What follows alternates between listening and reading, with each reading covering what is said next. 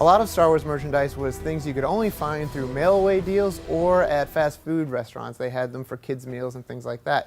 One example would be the Emperor Palpatine figure from the Return of the Jedi line. This was something that you had to collect a certain amount of UPCs from your other action figures and then send them out, mail back, and then finally, it arrives and you're so excited because you're a kid and you don't get mail ever, so when you do, and it's a Star Wars toy, it's probably the best thing that's ever happened to you.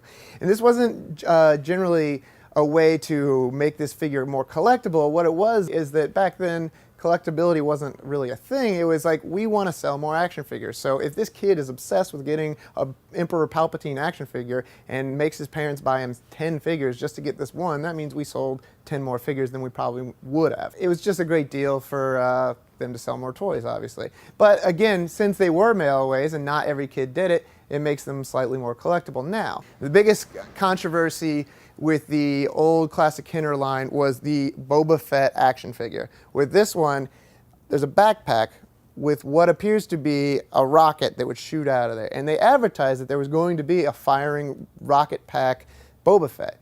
You mailed away for it and you got it. It's just been one of those urban legends that one kid that you knew had that rocket pack Boba Fett, but no one actually did, because I don't think it ever actually came into production because people were worried about kids shooting their eyes out with Boba Fett, things like that. So what you'll see is all these Boba Fett figures look like they've got a firing rocket, and no matter what you do, it doesn't fire. It's just one of those things that kids always wished would actually happen.